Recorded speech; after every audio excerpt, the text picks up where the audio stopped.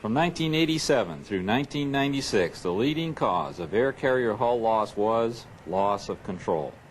It should be very beneficial to place more emphasis on aircraft maneuvering characteristics and unusual attitude recoveries in both transition and recurrent training.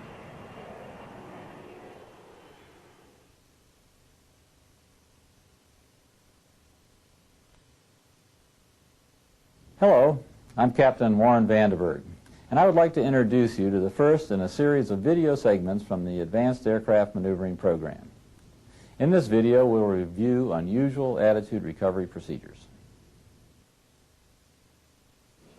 Now what we're going to do is we're going to take the body of knowledge that we have developed to this point, and we're going to apply it to procedures that we've developed at American Airlines to deal with unusual attitude or critical flight attitude recoveries.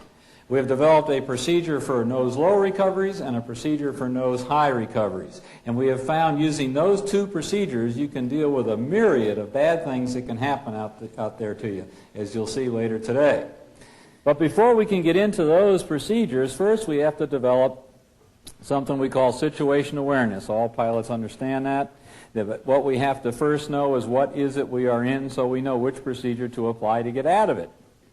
And as we start to look at this issue, it became kind of interesting. As I worked through various fleets, watching again our mostly Czech airmen performing, in those various fleet issues, each of those critical flight attitude recovery software problems I was putting in there, I noticed something that a large percentage of our pilots had is kind of an airline pilot mentality, if you will. I would give them a perfectly clear day out there. You could see the whole planet in the simulator. And then I would upset them with some of this new software, and I noticed that they would immediately go right to the attitude indicator and work this problem as they sorted it on the attitude and get that thing recovered, and they'd recover, and I go, hey, that was really great. Nice job. But did you ever think of looking outside? See? What I'm trying to suggest to you here is, if you have a visible horizon, i.e. you can see the planet, use it. It is your best piece of SA you could ever have. Now, if you can't see the horizon, it's hazy and you're in a fishbowl or something, you can only see straight down to the ground, or maybe you're pure IMC, now you're going to have to come to this. Now, the next thing I learned is I flew all the different fleet simulators that I had never really thought about before I started developing this program, is that these flat plate displays have got significant limitations in this arena. I had not thought much about that. See, in my other life, I did all of this on a ball attitude indicator. And the ball attitude indicator told me a lot about what was going on. But on a flat plate display, all you get is a little piece of the picture. And so we had to develop a means of getting situation awareness that would work across all of the fleets in American Airlines, because I think everyone in this room clearly understands that as you go from fleet to fleet to fleet, you don't want to have a different way of doing something that's a critical procedure every time. We want to train you every time you come down here to do this the same way, both get your SA and do the procedure. Should work on all fleet aircraft.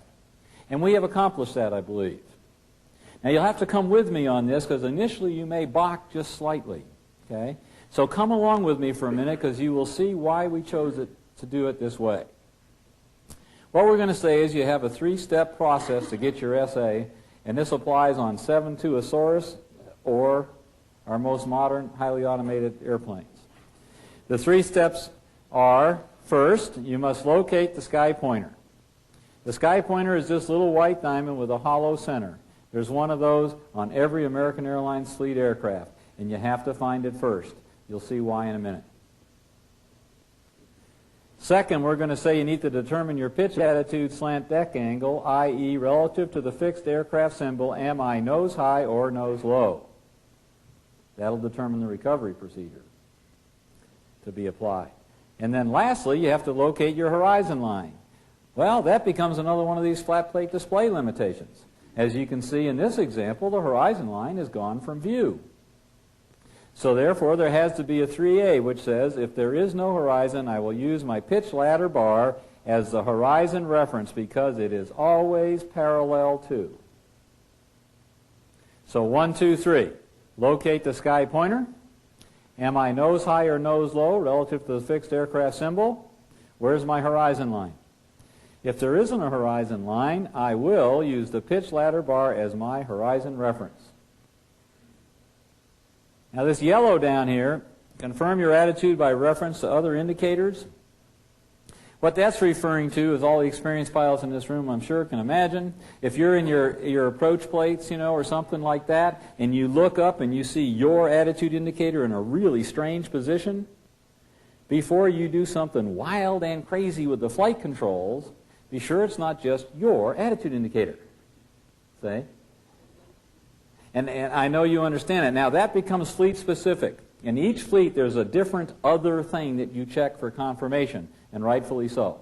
So you check here, and we'll brief you on those. Okay.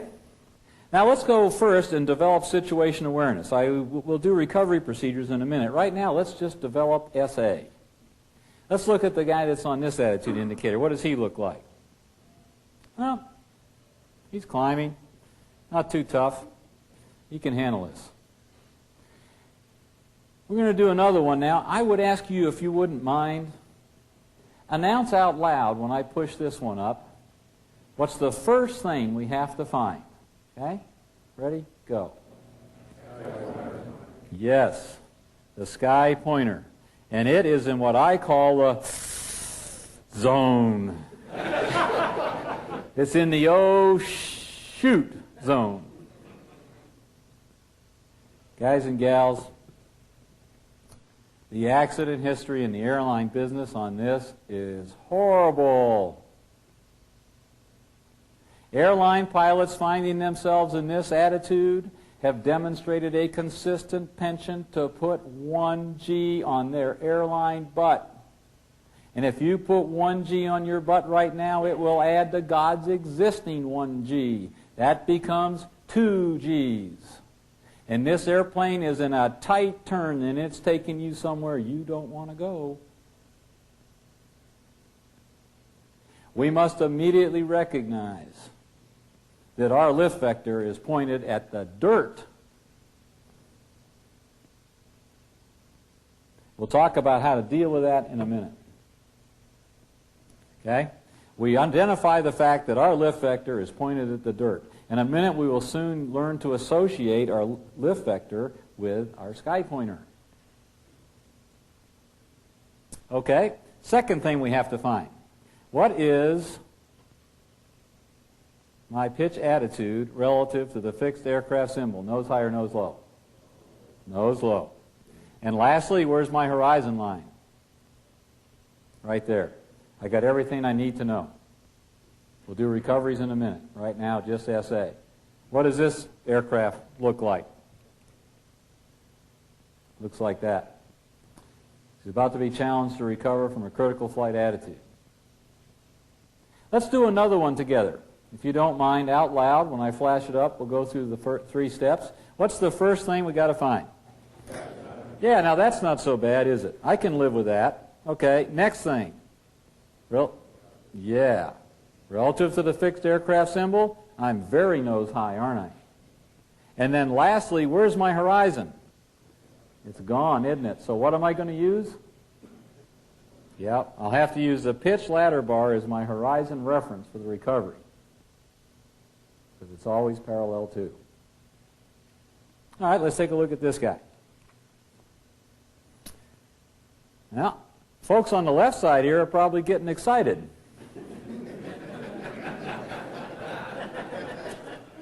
On the other hand, the folks on the right are still reading their newspaper, aren't they? No clue. Okay, let's do one more. And if you don't mind, once again, out loud together. What's the first thing we got to find here? Oh, shoot. Next thing.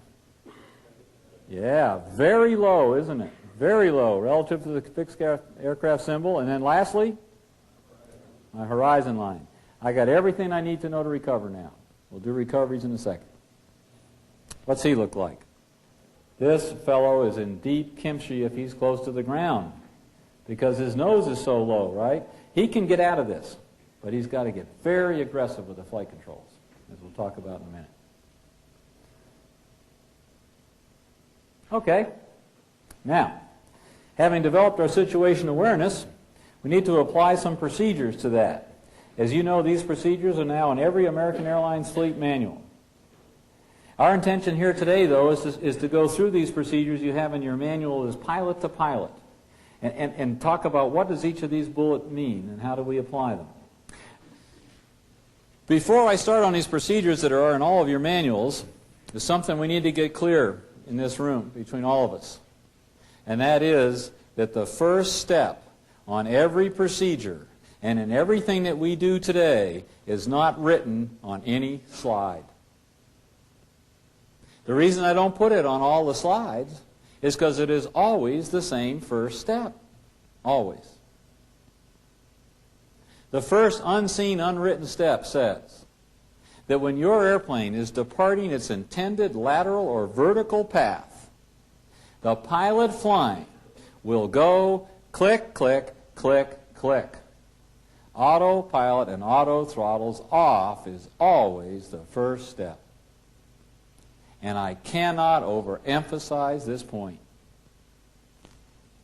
As we look at the accident history out there, we see automation-dependent pilots with an airplane departing its intended lateral or vertical path, pushing buttons up here on an AFDS panel, or typing in typewriters down here, not realizing that this plane has got a serious anomaly. And before they realize it, the airplane gets very close to the edge of their flight envelope while they're typing. Don't let that happen. Get a hold of it. When it's departing its intended lateral or vertical path, turn that stuff off. Find out what's going on here. Don't let it get that close to the edge of the envelope.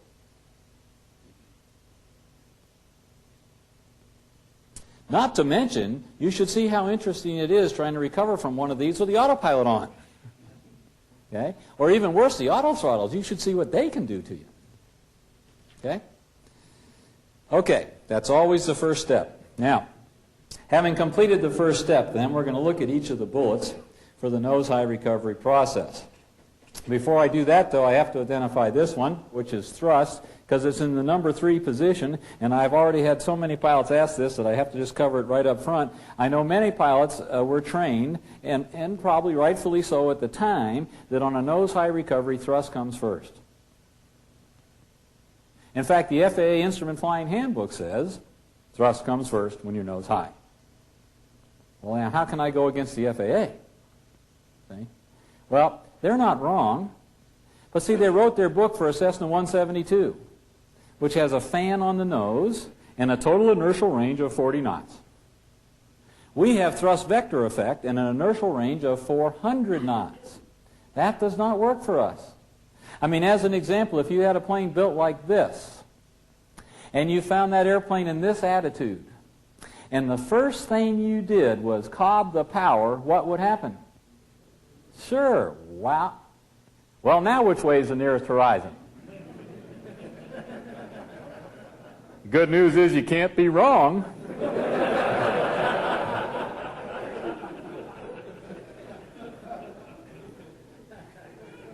That doesn't work for us, okay? Not on our kind of airplane. So we're going to belay that, and the first step is going to deal with the issue. The issue being, let's get the nose stop rising and start lowering. It says we will unload and roll the airplane toward the nearest horizon to lower the nose while maintaining some positive G-force. Well, what does that mean? Well, first, unload. I think most of the pilots in this room understand we got an airplane like this, right? There's this flight path vector, i.e. angle of attack. If we unload, what we're saying, as you know, is to ease the yoke forward. Unload your butt off the seat. In other words, move toward 0G. Maybe not go all the way. You might have people walking around back there. But move pretty close to 0. If we come off of 1 and move toward 0 by pushing the yoke forward, what happens to this angle? It goes right in like that, doesn't it? When it goes right in like that, if you have no more alpha, you have no more lift. If you have no more lift, the nose stops rising. That's good. See? The other good thing is when you reduce alpha down to almost zero, you enable all control surfaces to work normally down to almost no speed. That's right. You can have 50 knots on this plane right now and all your control surfaces will respond normally because you've reduced alpha by unloading. The next thing then says roll. Well, since you've unloaded, what are you going to roll with? Well, you're going to roll with ailerons and spoilers, aren't you? Rudder won't roll this plane at low angle of attack. Aileron and spoilers roll it. So we come in with aileron and spoilers and we roll toward the nearest horizon. i.e., if you're right wing low, roll right. Now some of you out there might say, well, I'm going to use a little coordinated rudder to help the nose come down. Fine. That's fine. That's good technique. A little, okay, smoothly applied. I mean, understand right here, if you jam full right rudder, that's the spin entry procedure.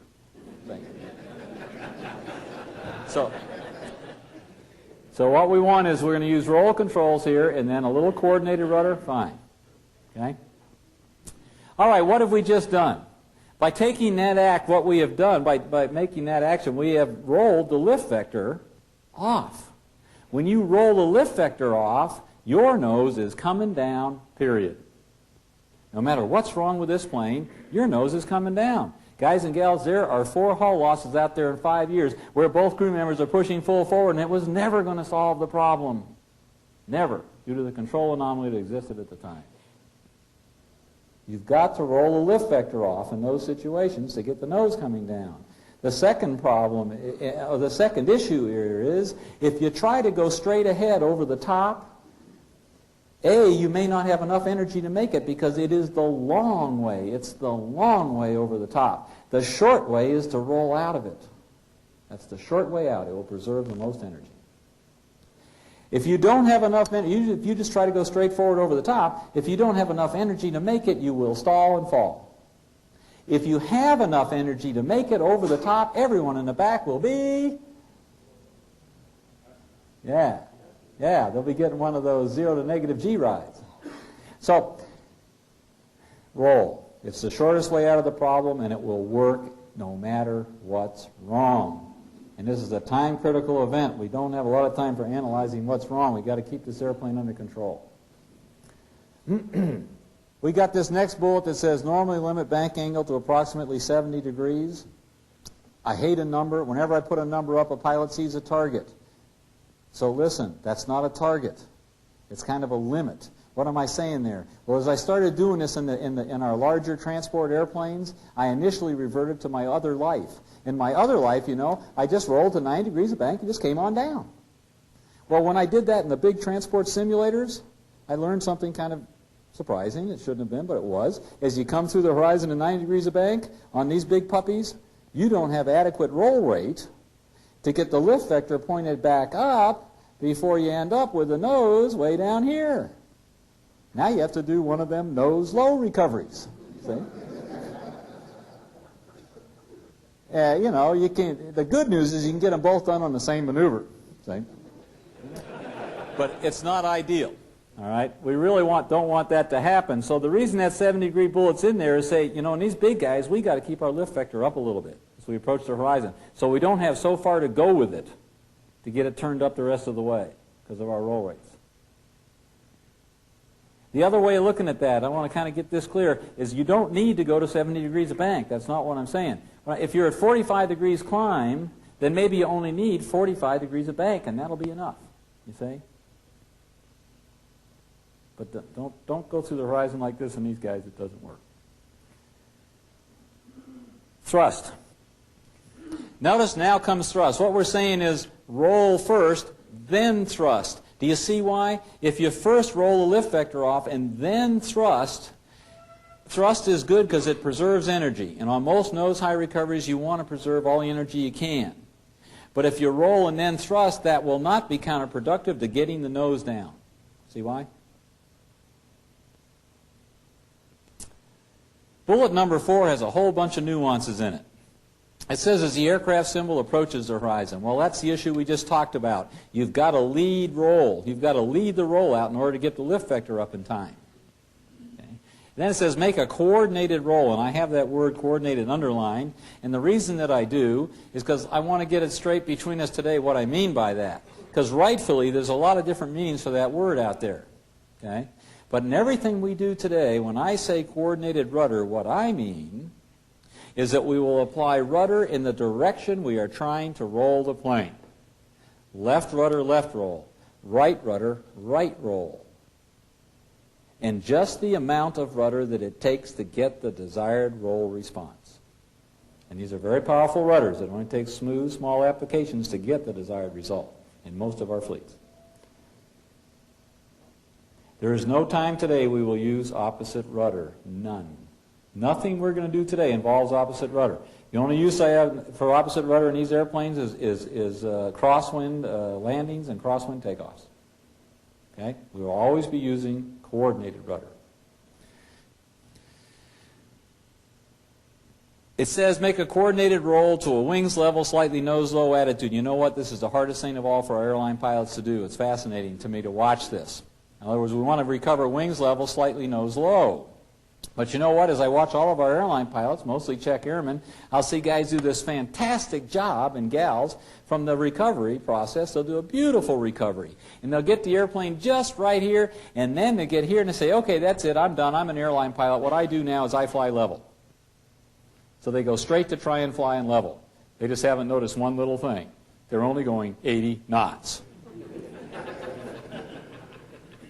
So as they try to fly level at 1G, what goes out of limits? Angle of attack. Whirr, off we go from one of those nose-low recoveries.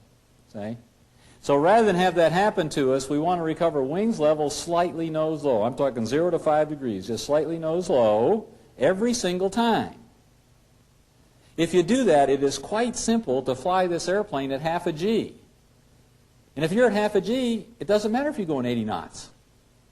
Does it? Not one bit. At 80 knots, at half a G, your alpha looks just like that. It's right in limits. Try to support 1G, whoo, out of limits.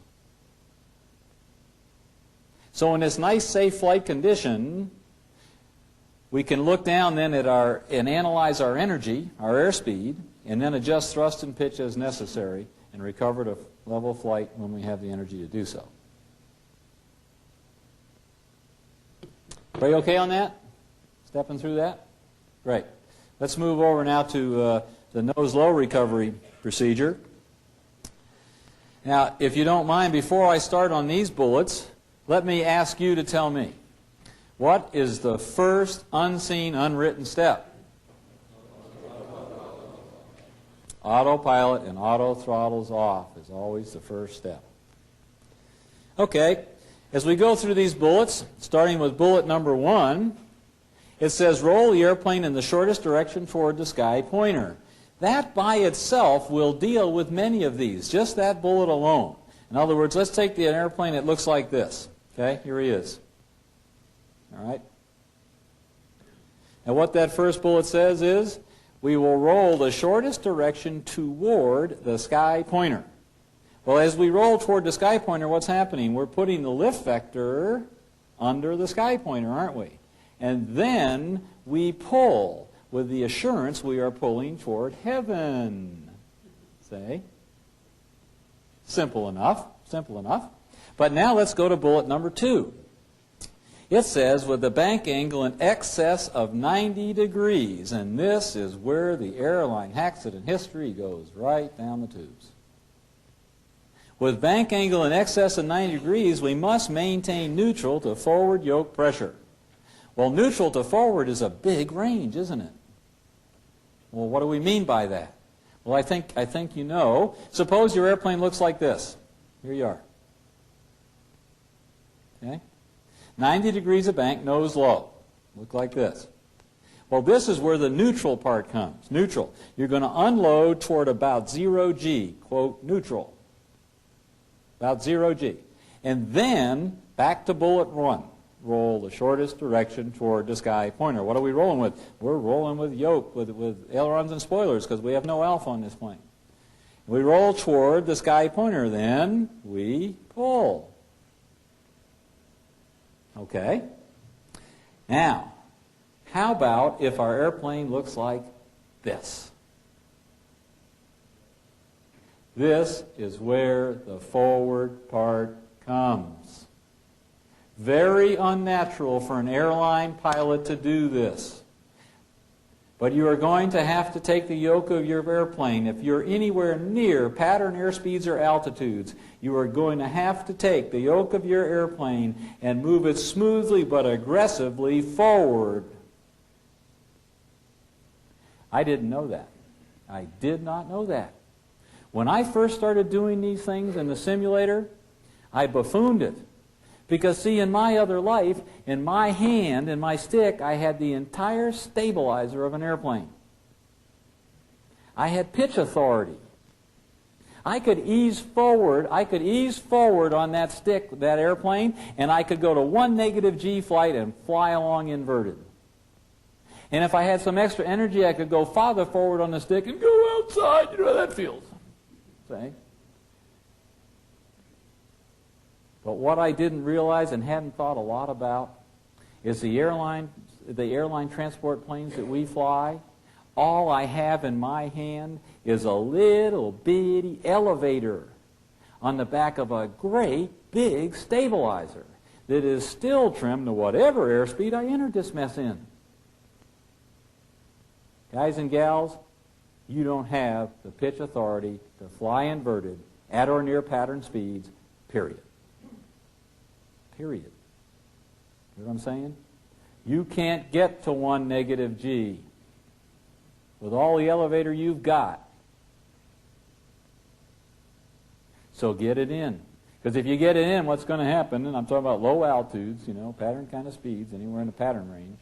You get it all the way in, what you're going to do is you're going to get past 0 probably, depending on where your stabilizer is trimmed to at this point. You're going to get past 0, but you're never going to get to -1. What am I saying? With all of this in, your nose is still coming down. But it's coming down at a much slower rate, which is critical to success if the ground is here. Okay? All right. By the way, think about this. If you're holding this thing full forward in this scenario, and your seat belts are loose, instead of pushing forward, you're going to end up coming right up out of the seat and coming back on the yoke.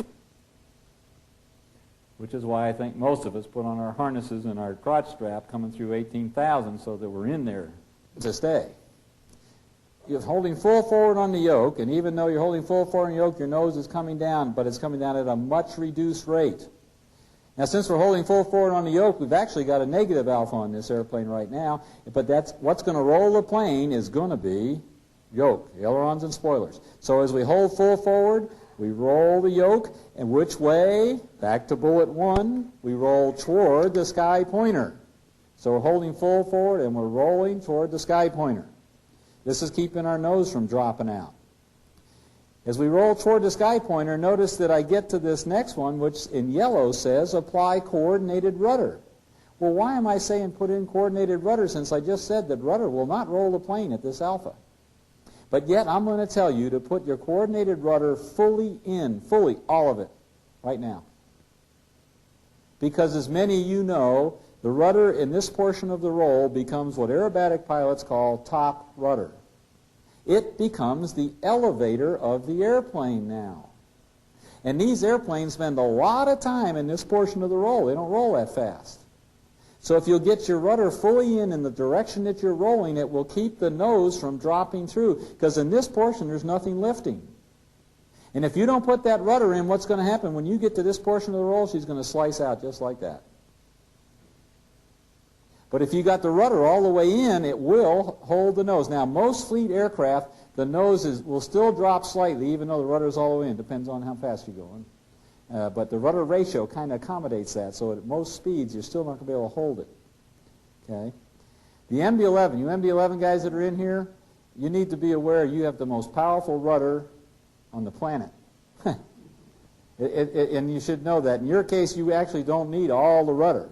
When I was doing this, I did this in all fleet aircraft. In the MD-11, I found I could actually stop the nose drop. Have you guys ever seen an MD-11 rudder? It's this great big segmented barn door. It comes off the tail and it goes all the way back to the nose. You seen anything?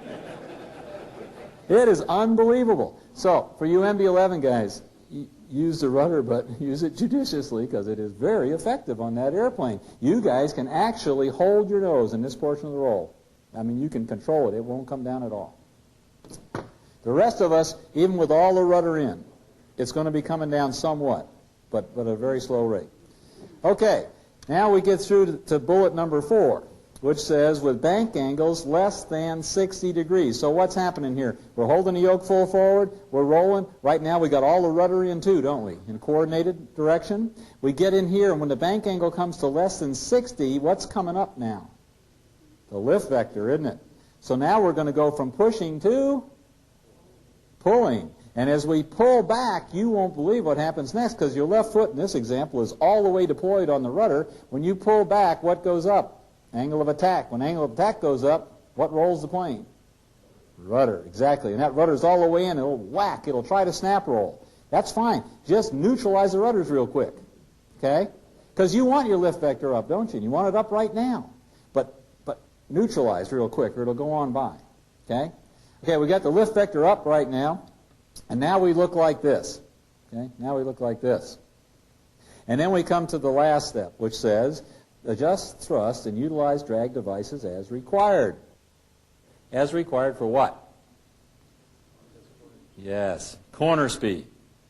For the first time, as we pull back, see the first 4 steps, what they're designed to do is minimize nose drop while we get the lift vector pointed up. That's what those first 4 steps do. And now I'm pulling out of this dive. And for the first time, as I pull back toward either CL max or G limit, I look into my cockpit for what piece of information? Corner speed. And as I find myself below corner speed, as I pull, what will I do with my throttles? Max power. At or below corner. Max power as I ride my stick shaker. If I find myself well above corner speed, as I pull in my G limit, what do I do with the throttles? Idle. Those 2 actions will dramatically reduce the altitude lost and the resulting dive recovery.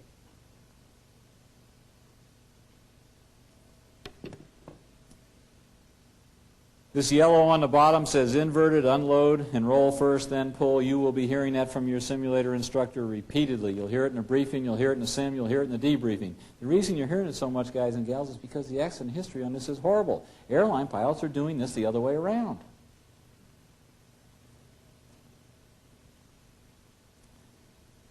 Okay, what's that? Well, that's an MD-80 flat plate display. And the reason it's in here is because I learned something. I learned a lot, actually, but this is another area where I learned something that I hadn't thought much about before. I buffooned a couple of recoveries.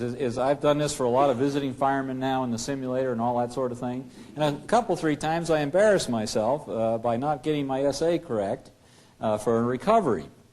But what I learned from those is this, and this applies to any flat plate display. Okay, it doesn't matter which airplane you're in, A300s, MD-11s, this just happens to be an MD-80. This is power on it. As you look around, this is the case of the unit with its indices. That is the fixed aircraft symbol. That essentially is part of the case. It's the case. It never moves. It is always in exactly that position. It's the airplane. You are strapped to that. If you can think that way and realize that the screen floats behind you, you've got it. If conceptually you can think that way, you will never roll the long way. You will never push when you should be pulling. With that concept in mind, what I'm going to do is flip up the next screen. I'm going to ask you to announce out loud after you ascertain your SA, should you be pushing or should you be pulling? And should you roll left or should you roll right to put your lift vector under the sky pointer? Ready? Go. Yes, exactly. Push and right. Because I think you will agree that if you clearly realize that this is the airplane, then is there any doubt that I need to push, and that the shortest direction to get the lift vector under the sky pointer is to roll right?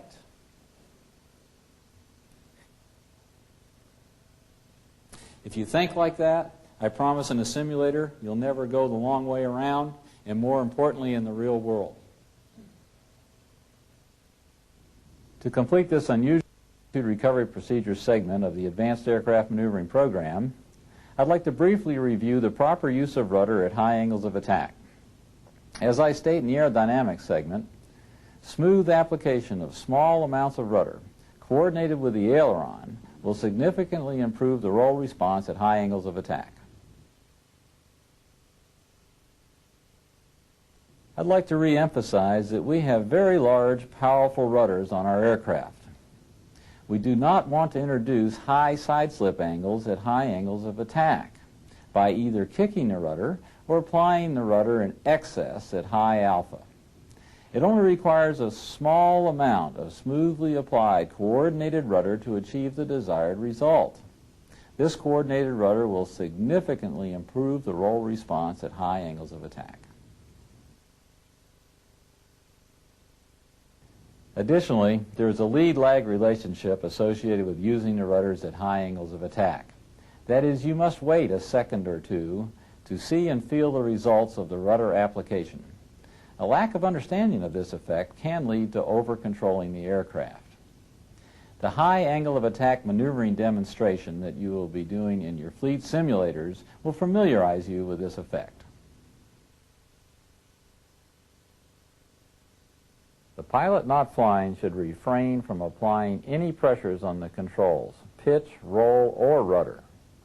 I know all of our highly experienced pilots realize the added pressures on the controls can make it very difficult for the pilot flying to feel and fly the airplane properly. Clearly, two pilots on the controls could result in over-controlling. If the captain wants to take control of the airplane from the first officer, he should call out, "I have the airplane." And the first officer should state, "You have the airplane." This procedure will clearly define the transfer of control.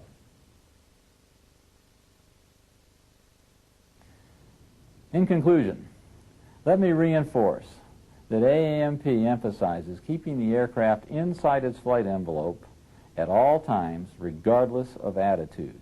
Likewise, in your simulator training, you should never increase angle of attack above the onset of stick shaker alpha, that angle of attack that we know as CLmax. I hope you'll find this video a useful review, and that your simulator training will be both challenging and productive.